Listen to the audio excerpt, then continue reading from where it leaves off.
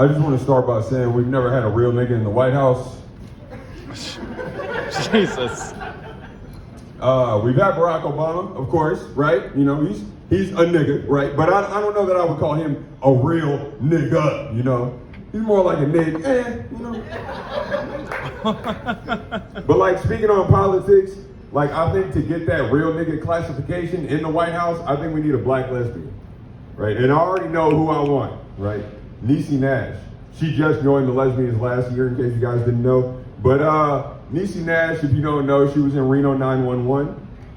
Black woman, very large breasts. Yeah, I see some nods in the crowd. If you don't know her from there, any other TV show, black woman, very large breasts.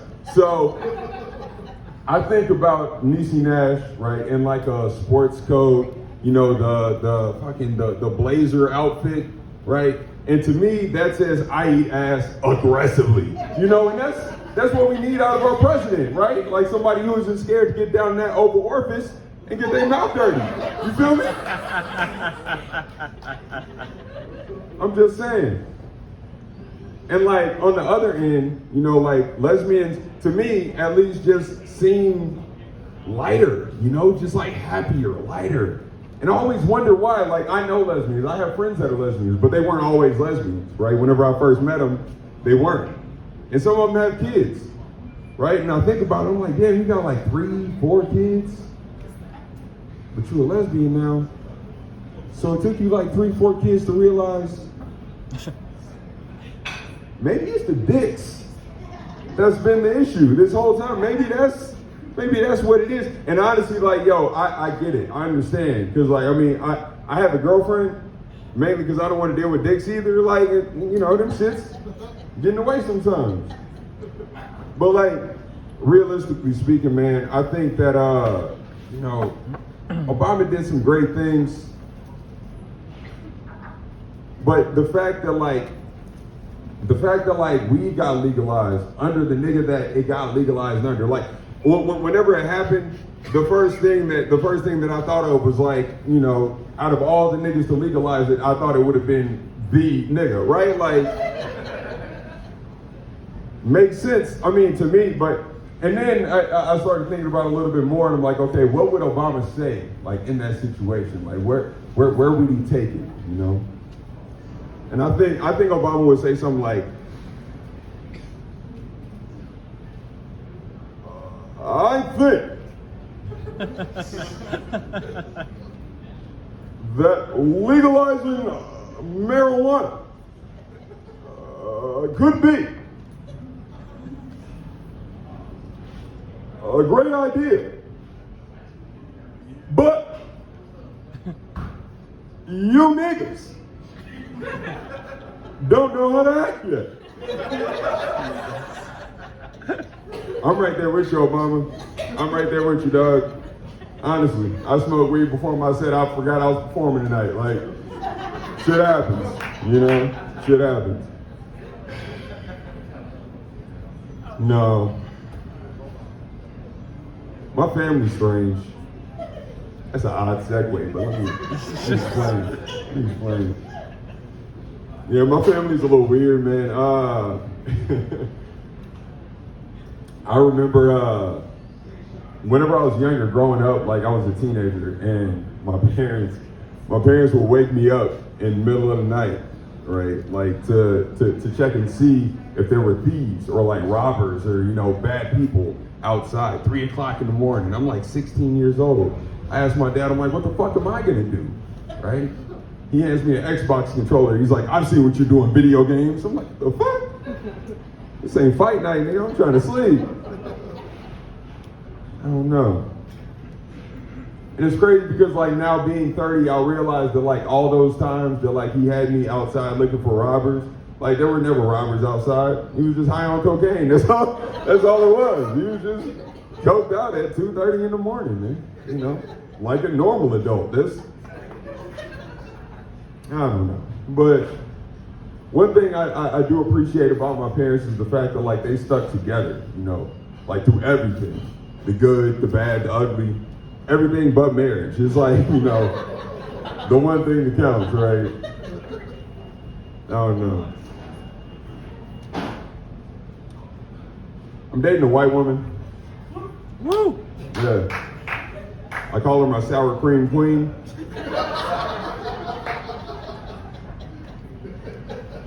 Yeah, shout out to my Mayo missus. She couldn't be out here tonight, but yeah.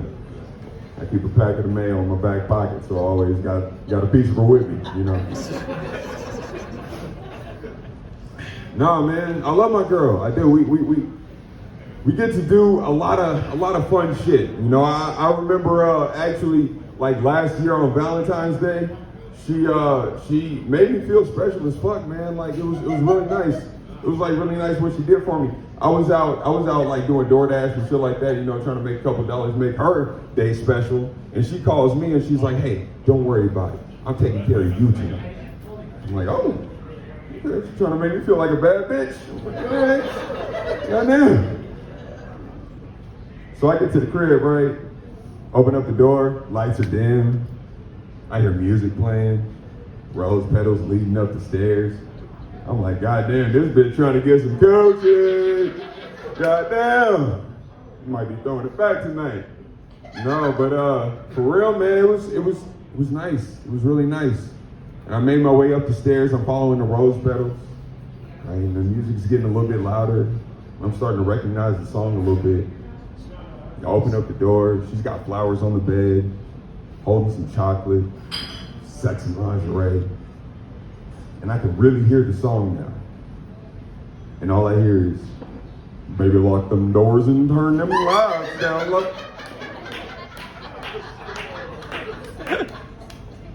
I said, bitch, how do you know Josh Turner was #1 on my Apple Music, bitch? I love this. Thank you. She knows me. She does. She knows me. I'll be honest though, guys, like, I normally I go for a Black Eyed Pea to go on my boom boom pow.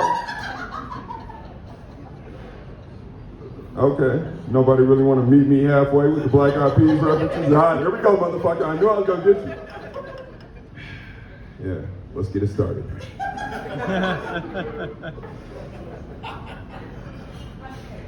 All right. No. My lady and I used to do these things on Sunday. We call them self-care Sundays, right? We go out, buy all kinds of like skincare products and shit like that, you know, facials and manicures, pedicures, shit like that, and just, you know, make ourselves feel good on a Sunday. And whenever we first started doing it, it was kind of weird for me because like all her shit was like nice as fuck, you know, like it all had like, you know, flowers and like these pretty colors in it, you know, made from the lavender coochie waters of Betty White and Beyonce, like, you know, shit that I might want to partake in. And mine was all like, you know, sponsored by Vin Diesel and Nicolas Cage. Are you serious? You can't wash your balls fast enough? Like, bullshit like that. You know? But the one thing that like always sticks out to me is like the first time that we hung out with her friends, right? First time we ever hang out with her friends, like one of her homegirls, white chick, asked me, she asked me, she's like, what are you into? I was like, well, I fuck around and do stand-up every once in a while. She's like, oh, you actually look like one of my favorite comedians. I'm like, oh, no shit, who? I'm thinking D.L. Hughley, Steve Harvey, some shit like that, some light-skinned nigga, you know? She looked me dead in my eyes and said, Bernie Mac.